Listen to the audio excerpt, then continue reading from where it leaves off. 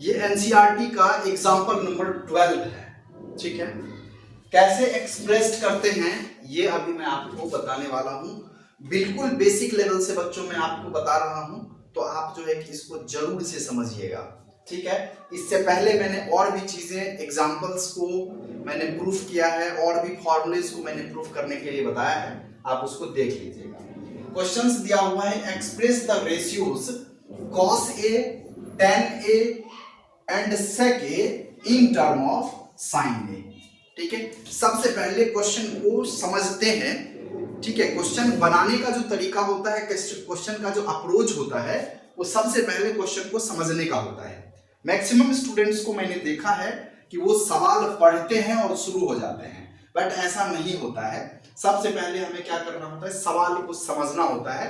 मैं पहले आपको इस सवाल के बारीकी को समझाता हूं और समझाने के बाद मैं आपको इसको सॉल्व करने का तरीका बताता हूं। देखिए, क्वेश्चन कह रहा है कि आपके पास, ठीक है, cos A है, ठीक है, tan A है एंड आपके पास जो है कि sec A है।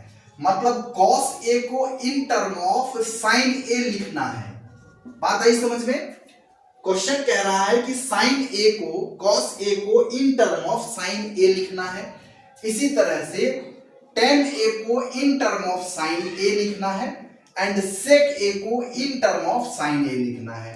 ठीक है, क्वेश्चन वही कह रहा है कि express the ratios cos A, tan A and sec A in terms of sin A। Okay, तो आपको जो है कि cos A को sin A के टर्म में लिखना है, tan A को sin A के टर्म में लिखना है और sec A को sin A के टर्म में लिखना है। टर्म में लिखने का मतलब ऐसा नहीं है कि हम sec A को हटा देंगे और sin A लिख देंगे। ठीक है, ऐसा नहीं है। इसको हमें क्या करना पड़ेगा, फॉर्मूले के थ्रू sin A के टर्म में लिखना पड़ेगा। अब इसका अप्रोच कैसे होगा, क्या होगा, इसका अप्रोच कैसे होगा? अप्रोच के लिए हमें sin A और cos A का ऐसा रिलेशन फाइंड आउट करना पड़ेगा जिसमें कि sin और cos मिल करके एक फॉर्मूले को तैयार कर रहा हो। ठीक है, मतलब इसका जो फर्स्ट अप्रोच होगा कि अगर हमें इसको sin A के टर्म में निकालना है तो हमें cos A और sin A इन दोनों के, मतलब इन दोनों को मिलने से जो एक फॉर्मूला तैयार हो रहा होगा, हमें उसका यूज करना पड़ेगा। क्योंकि अगर इन दोनों का रिलेशन एक फॉर्मूले में नहीं आएगा तो हम cos A को sin A के टर्म में रिप्रेजेंट नहीं कर पाएंगे। तो डेफिनेटली cos A और sin A का जो होता है वो आपके पास एक रिलेशनल फॉर्मूला होता है, जिसको हम लोग कहते हैं क्या कि sin square A plus cos square A is equal to क्या होता है बच्चों, 1 होता है।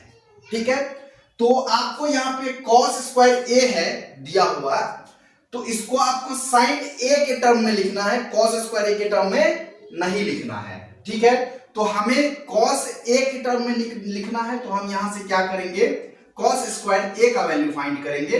तो ये प्लस में है, इधर जाएगा तो किस चीज में आएगा बच्चे, माइनस में आ जाएगा। तो ये हो गया 1 minus sine square A, 1 minus sine square A। और अगर मैं इसको cos A लिखूं तो cos A is equal to क्या हो जाएगा, under root 1 minus sine square A। ठीक है, अब देखिए cos A को sin के टर्म में 1 माइनस साइन स्क्वायर A का अंडर रूट लिखा जा सकता है। यहां तक कोई दिक्कत हुई? नहीं हुई, अच्छी बात है। अब दूसरा फॉर्मूला है, दूसरा है कि tan A को भी हमें क्या करना है, sin A के टर्म में लिखना है। मतलब ये हुआ कि tan A का जो फॉर्मूला होता है उसके रिजल्ट में हर जगह है sin A ही होना चाहिए, इसका मतलब यही है।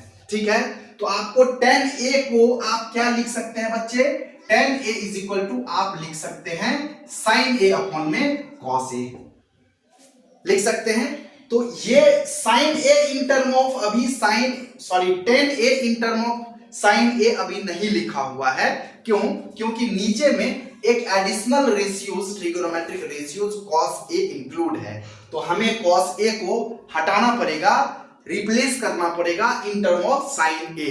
ठीक है, तो इसके लिए आप जो है कि sin A अपॉन में cos A को आपने in term of sin A obviously change किया है, under root 1 minus sine square A। तो आपको यहां पे लिखना पड़ेगा 1 माइनस साइन स्क्वायर A। ठीक है, तो tan a को इन टर्म ऑफ sin a अगर आपको लिखना हो तो आप tan a is equal to sin a upon √1 minus sine square a लिख सकते हैं। वही बात आती है आपको sec a के फॉर्मेट में, ठीक है, तो sec a को आपको जो है कि साइन के टर्म में लिखना है और मुझे उम्मीद है कि आप इसको लिख लेंगे। कैसे लिखेंगे वो फटाफट लिख करके आप लोग अपने पेपर पे कीजिए और हमें कमेंट करके बताइए, और नहीं आता है तो वो भी आप अपने कमेंट में ठोक के बोलिए।